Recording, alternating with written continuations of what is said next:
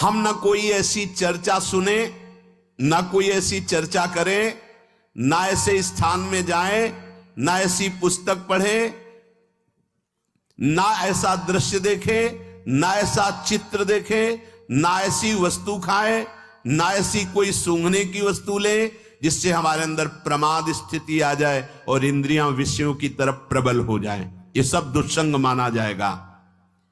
याद रखना चाहिए, अच्छे और बुरे भावों की उत्पत्ति, ये 10 बातें प्रधान होती हैं। आपके अंदर अच्छे भाव आ रहे या बुरे भाव आ रहे तो उनमें 10 बातें प्रधान हैं। पहला, स्थान। आप कहां बैठे हैं, कहां रह रहे हैं, किस जगह खड़े हैं, आपको स्थान देख करके ही बर्ताव में उतरना है। जैसे मंदिरालय है, आप वहां खड़े होंगे तो तमोगुण अपने आप बढ़ने लगेगा, आसुरी प्रवृत्ति बढ़ने लगेगी। ऐसे ऐसे जिस स्थान पर खड़े होने से, देखने से, बात करने से हमारी वृत्ति बिगड़ रही, उस स्थान का तत्काल त्याग कर देना चाहिए, वहां से हट जाना चाहिए। पहला है स्थान। जैसे सत्संग, यमुना जी का एकांतिक पावन तट, किसी लता के नीचे, किसी संत भगवान के सानिध्य में, अब हमारा ये स्थान भजन वृत्ति बढ़ाएगा। उस व्यक्ति का घर जिसके पास जाने से वासनाएं बढ़ रही, उस स्थान में जहां दृश्य देखने से हमारे अंदर गंदी बातें आ रही, पहला है स्थान। दूसरा है अन्न। बहुत बड़ा प्रभाव अन्न का होता है।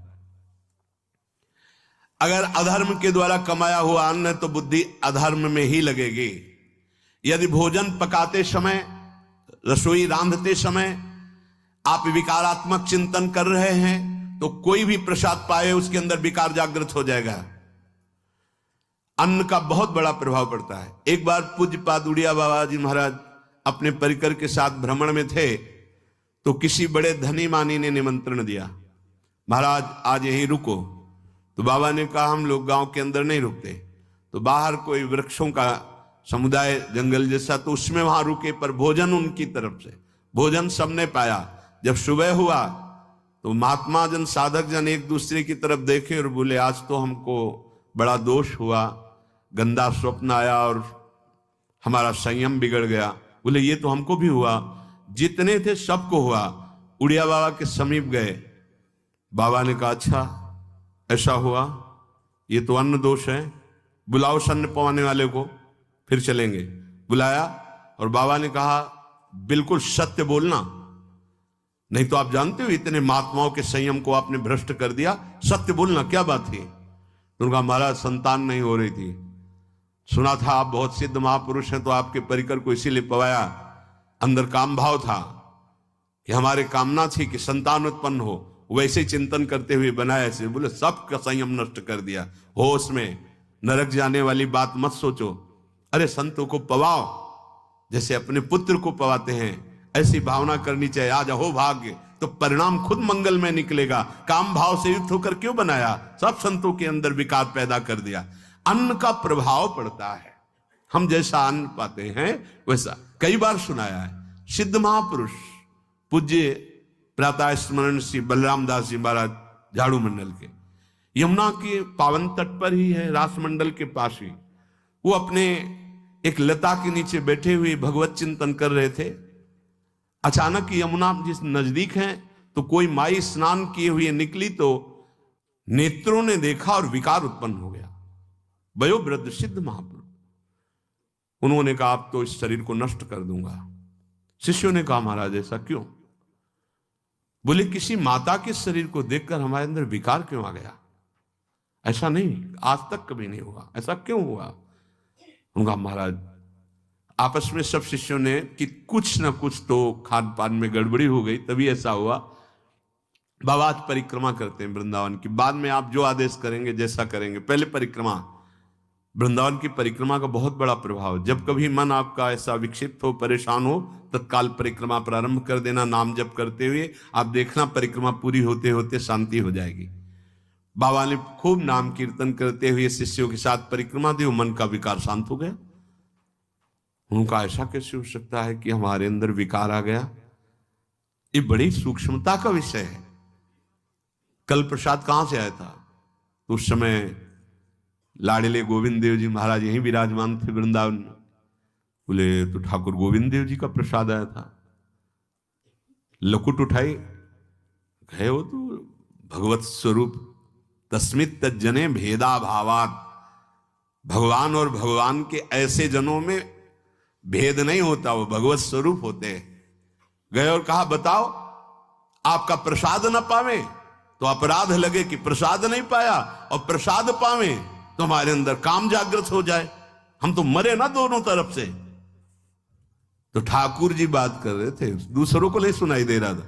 कह रहे थे कि देखो नाराज मत हो, कलकत्ता की वैश्या थी, उसने भोग लगाया, अब उसने भोग लगाया तो हमने चख पाया, तो आपको प्रसाद का किनका लेना चाहिए? किसने कहा था कि पूरा प्रसाद पाइए? जरा किनका ले लेते हो, मधुकर ही पाते। हाँ ये बात आपकी मान, तो हमारा तो पूरा विश्व है, कोई भी भोग लगाएगा हम तो पाएंगे।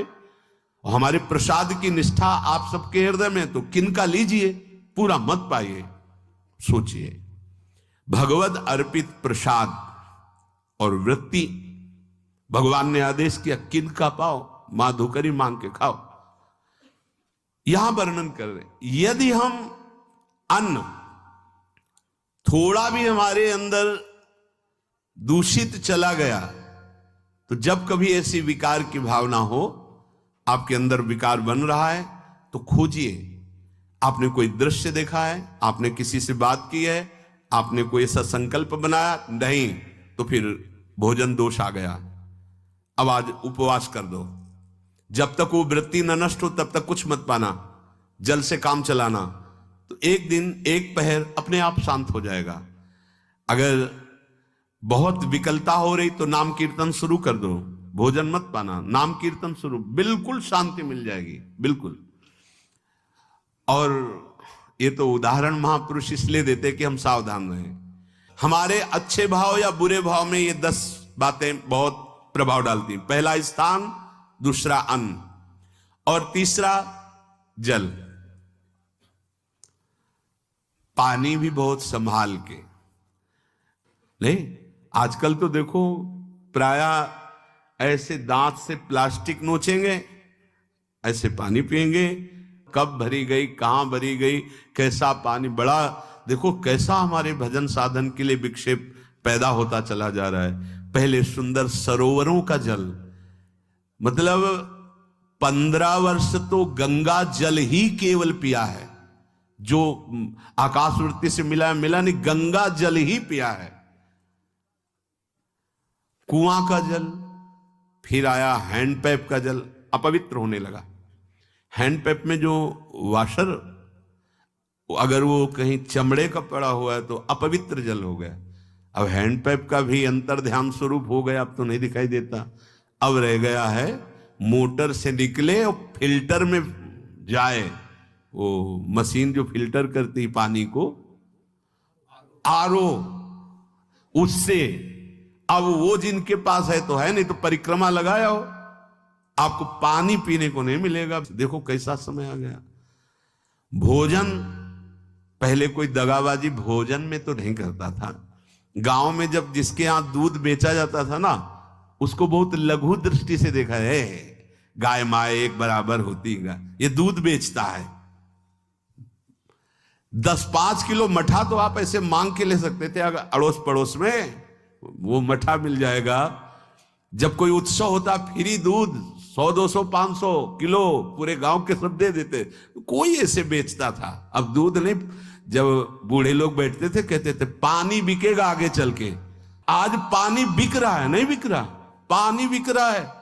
हमें लगता है सबको ही पैसे से ही पानी है। वो बोतलें नीली नीली नहीं, इतनी बड़ी बड़ी बिकती, उन्हीं से पानी पिया जा रहा है। आगे और समय जल का प्रभाव पड़ता है। जैसे हम गंगा जल पीते थे, सही कहते हैं, कई दिन जब भोजन नहीं मिलता तो पूरी पौष्टिकता गंगा जल से मिलती थी। गंगा माता के जल से ऐसा लगता था मानो हम परम पावन अमृत पान कर रहे हैं, सारी पौष्टिकता मिलती थी। कुएं का जल अपने आप में पौष्टिकता से युक्त होता है, जो हमें चाहिए। आज देखो जल की समस्या हो गई। पवित्र जल पीने के लिए हम तरस रहे हैं। कहाँ हो जल और कैसे मिलेगा जल? या तो आप पैसे वाले हो तो आप खरीद करके पीजिए, नहीं तो अब वो जल नहीं रह गया कि कुएं से निकाला पी लिया या सरोवर से पी लिया। या कैसा दुर्भाग्य है। जल का बहुत बड़ा योग है साधना में। जैसे स्थान का तो परम पावन वृंदावन धाम, अन्न का तो अब हम भगवत प्रसाद पाते हैं, तो जल का बहुत बड़ा योग है। आज दूषित होता चला जा रहा है, क्योंकि अब हाथ की बात नहीं रह गई है कि आप सुंदर कुआं से जल लें या सरोवर से जल लें या आप नदी से जल लें। हाँ, स्वामी जी के लिए लिखा हुआ है कि रोज यमुना स्नान और रोज यमुना जल ही पान। हमारे वृंदावन के समस्त भगवत स्वरूपों का स्नान यमुना जल से ही होता था, हो रहा है और होता ही रहेगा। बिहारी जी के लिए आज भी कलश में भरकर यमुना जल ही जाता है। तो वो कपड़ा से ऐसे ढक के जब हम 2 बजे परिक्रमा देते थे तो एक महाभागवत है, वो किसी को छूते नहीं, दूर से कहते छूना मत, बिहारी जी के लिए जल जा रहा है स्नान के लिए बिहारी जी का।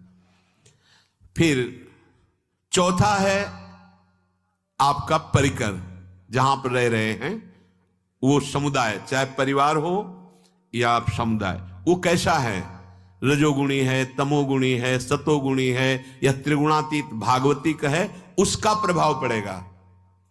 पांचवा है आपका पड़ोस, आसपास वाले घर, जैसा है वैसा प्रभाव पड़ेगा आपके ऊपर। पड़ोस निंदनीय है तो बंधन से युक्त होना पड़ेगा। लंका के पड़ोस में रहने के कारण अगाध महिमा वाले समुद्र को बांध दिया गया। रघुनाथ जी ने पुल बांधा और दंड देने के लिए तैयार हो गए थे सरकार, अग्निबाण संधान कर लिया था। पड़ोस के कारण ही तो ना, पड़ोसी रावण था, इसीलिए आस पड़ोस का बड़ा प्रभाव पड़ता है। फिर अगला है दृश्य, इस पे बहुत सावधानी की जरूरत है। ये मोबाइल भगवान चल गए हैं, बहुत विस्तार से चल गए हैं। अब कोई छोटा मोबाइल रखना नहीं चाहता, सब वो स्क्रीन वाला रखना चाहते, टच मोबाइल। दृश्य से बचो, बच्चों, जवानों, बूढ़ों, सबकी वृत्ति जो माया आकर्षित करती, जो दृश्य हम देखने के लिए अंदर से उल्लसित है, वो मोबाइल में सब है, चाहे भागवतिक और चाहे सांसारिक। तो भाई देख लो, गुण दोष में संसार है। अगर आप दोष ग्रहण करना चाहते तो दोष ले लो, गुण तो गुण।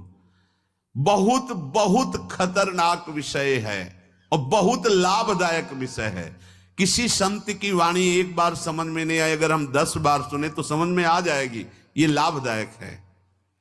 कभी कोई किसी से बात करनी, पहले जाए तो पोस्ट कार्ड चलते थे, एक कार्ड, वो 15 पैसे का इतना बड़ा वाला आता था, 25 पैसे का बंद वाला लिफाफे में आता था, नीले नीले कागज का 15 पैसे वाला कार्ड।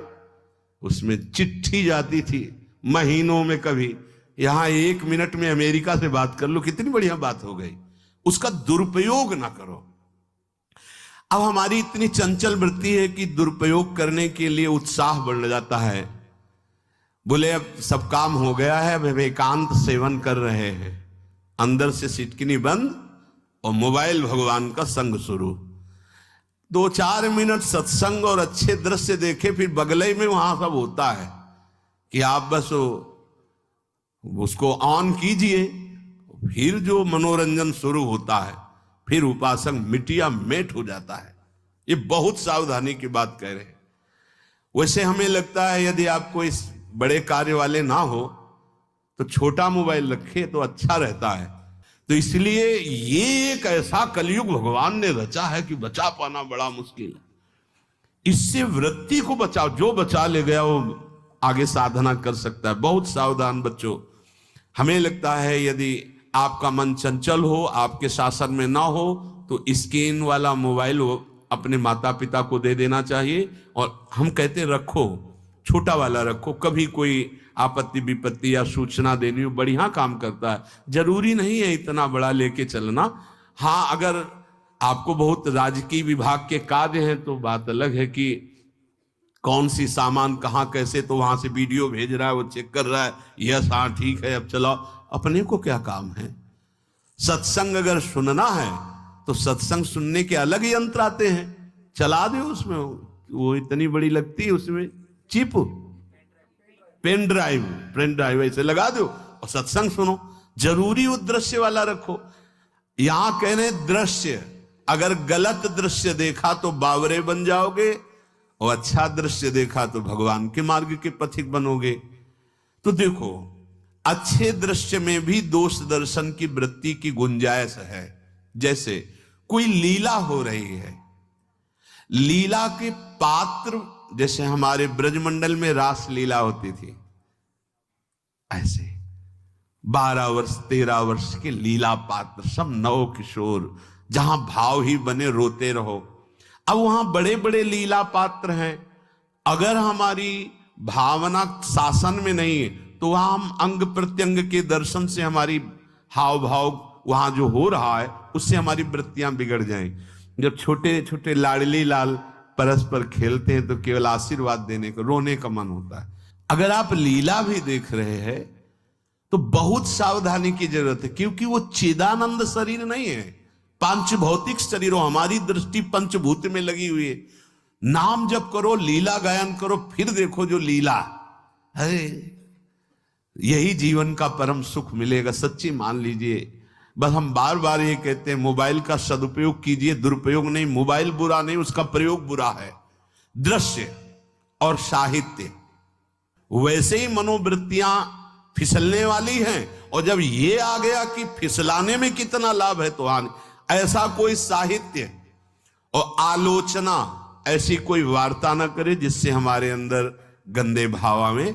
यदि अच्छी चर्चा करते तो अच्छे भाव आते हैं। देखो, अभी ऐसी कोई भावुक चर्चा होने लगे तो सबका हृदय द्रवित हो जाएगा, और गंदी चर्चा हो तो हमारा हृदय विकार युक्त हो जाएगा। और कार्य, आप जो कार्य करते हैं उसका प्रभाव आपके मन के ऊपर पड़ता है। और उपासना, आप उपासना भोगों की करते हैं या योग की करते हैं? ये 10 से भाव बनते हैं और 10 से भाव बिगड़ते हैं। स्थान, अन्न, जल, परिवार, अड़ोस पड़ोस, दृश्य, साहित्य, आलोचना, आजीविका का कार्य और उपासना। यदि ये भागवतिक हुए तो आपके अंदर भगवत भाव बढ़ेगा, और यदि ये रजोगुणी तमोगुणी हुई तो आपके अंदर आसुरी भाव बढ़ेगा। इन 10 से सावधानी पूर्वक व्यवहार होना चाहिए।